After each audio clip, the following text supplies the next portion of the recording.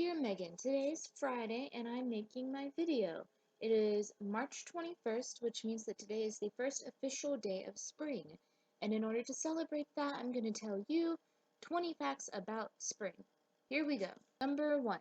Persephone, the great goddess of spring, spent winters as queen of the underworld, but would return in the spring to preside over the rebirth and the bringing to life of all the flowers and all of the spring growing rebirthness that happens.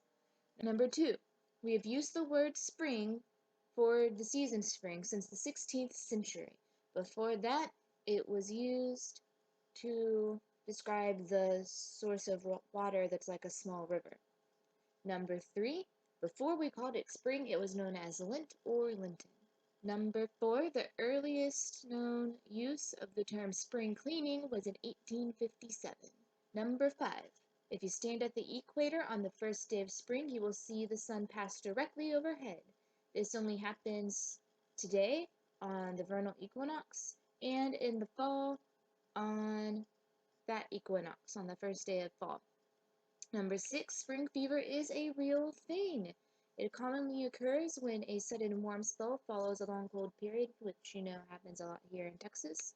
With that temperature rise, it leads to a blood vessel size change, and it can be carried up to the body surface, and we feel energetic from it. Number 7, the Iranian people observe the first day of spring as the beginning of their new year.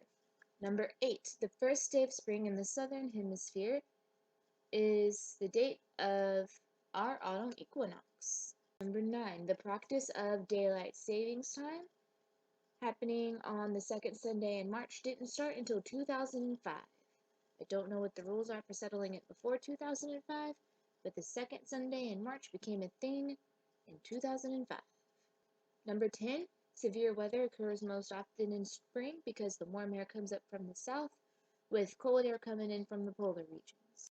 Number 11, in 1582, Pope Gregory XIII established the Gregorian calendar, which is the one we use today, and it accounts for some awkwardness with the dates from the previous calendar that happened with the equinox. He did this because if he hadn't done it, every 128 years the equinox would come a full day sooner, which would eventually push Easter into the winter time.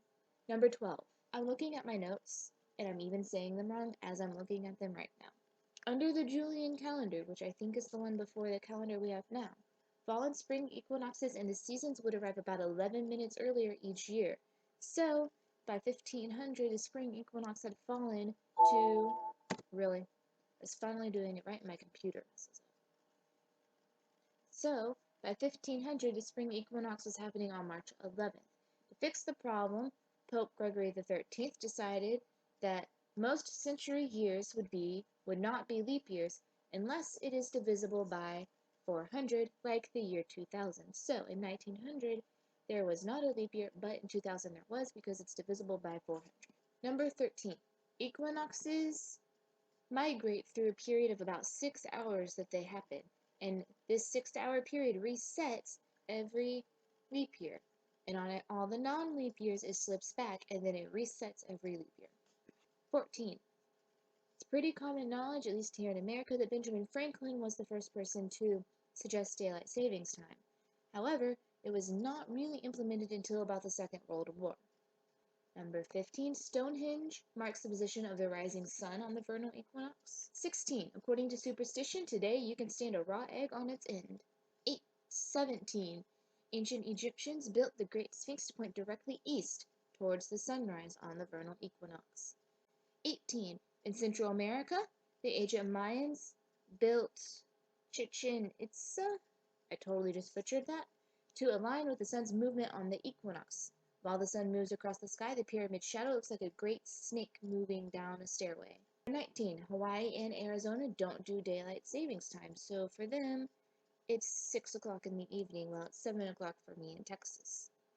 Number 20, Easter happens on the Sunday after the first full moon that comes after the vernal equinox. Those are my 20 facts. I hope you're having a good week. I do have a proposition for you. I keep posting videos late on Thursday. For some reason, it's easier for me to post them on Friday. So I propose that we move my video day to Friday. Let me know what you think. Hope you have a good week at school. I will see you on Monday. Bye.